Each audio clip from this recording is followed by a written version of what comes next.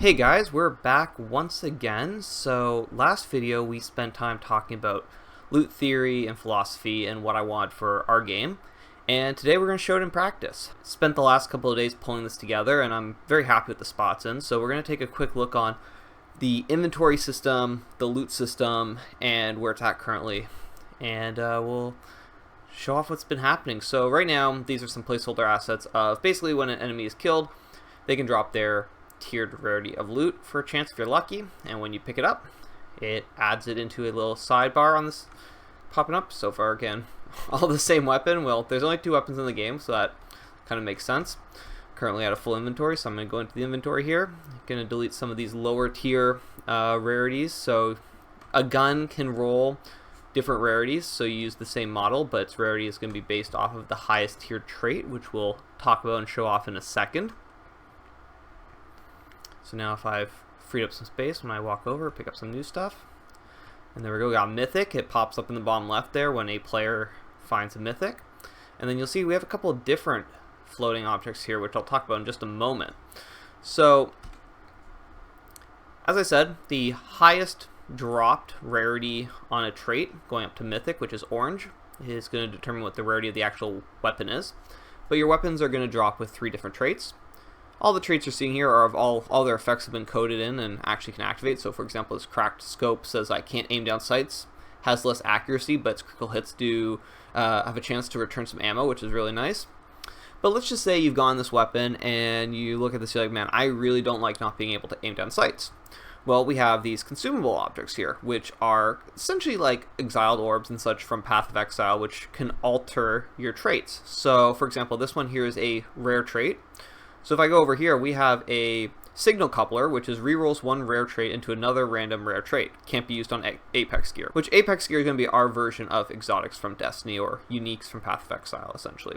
So I'm going to go ahead and grab this, and we're going to pop this down there, and now, boom, now we got a new trait, saddle up instead.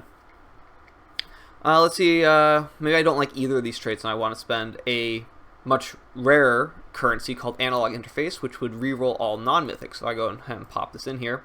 This one turns red because you can't reroll the mythic, but it rerolled both of these. Let's just say though you get a piece of gear like this, and I'm really excited. I got this mythic, but unfortunately I got these 2 lower tier traits. And now normally a lower tier traits doesn't necessarily mean that the weapon's bad, but obviously ideally you want higher rarity stuff. When you go into like some of these rare, let's go into like a rare object here, like a rare legendary trait does while stowed it reloads. What else do we have? Ruthless increases damage, so maybe I'm thinking I would have really liked getting Ruthless on this particular weapon. That would have been nice. Well, we have that option also. So we have these core enhancers, which upgrades a rare trait into a legendary trait. So we go ahead and drop that in here. Boom. Now it's reserved. Didn't get that one particular trait I wanted. So then we can go ahead and use a data splicer to reroll it until we do find it. Oh, Rhino Horn is not bad. You know, Rhino Horn increases the damage of your first and last shot. Not bad. So now this basically allows us to do a lot of different rolls on a weapon without the player having to feel like that they have to always chase that perfect gear. Because though these currencies down here are rare to come across, if you do get really lucky and you found a weapon that you're really happy with but end up getting some traits on it that aren't as great, you have an option to change those. So like maybe I found this one holdover with Ruthless, but I was very not excited about the fact that it had heavy magazine on it. Well, now there's some opportunities to move around that. And once again, if I go and pick these up over here, same thing, they pop up on the right side.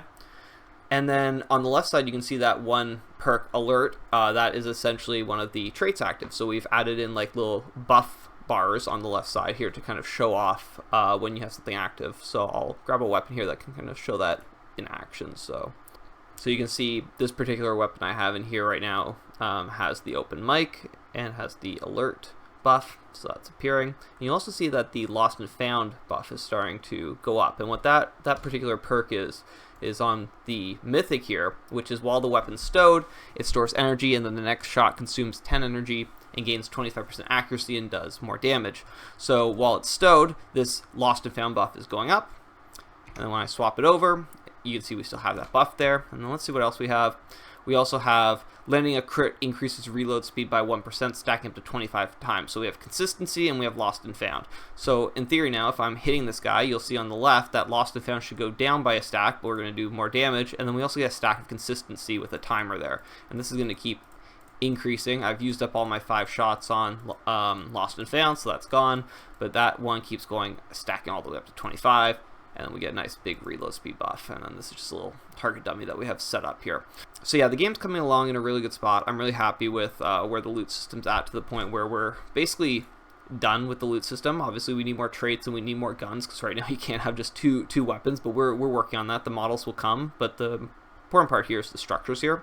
If you try to press a consumable on something that you can't actually change, it does like this cool little red shake, which I'm pretty happy with.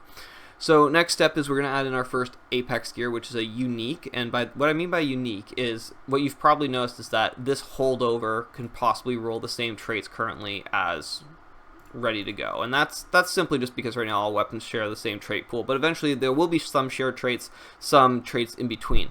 But for Apex gear, they will always have their first trait will be unique to that particular Apex. So if there's a weapon called Carnivorous Twilight, that Carnivorous Twilight will have one specific trait here that all Carnivorous Twilights have, and then these other 2 perks would be getting pulled from a pool, and then there will be also a couple consumables that would allow you to reroll these 2 particular traits. But every Carnivorous Twilight, for example, would have the exact same perk at the front here, which would be some very unique epic effect, essentially. What I really like about this system right now is that even though these 2 holdovers look essentially the same from a base stat perspective, and even from a model perspective, you have a reason to keep them, and one that's only rolled with common traits doesn't necessarily mean it's bad, because if you've been looking for that particular weapon for a while, maybe there's one trait on here that you really like and you want to keep that weapon, but unfortunately it didn't roll with the other traits. Well, now you have the option to use these rare resources you found to go ahead and make it into something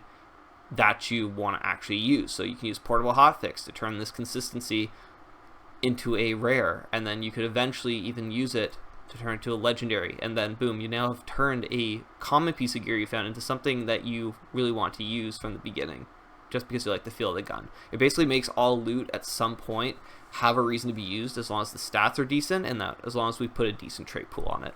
So that's all I wanted to really show off today, guys. Thanks a lot for watching this video.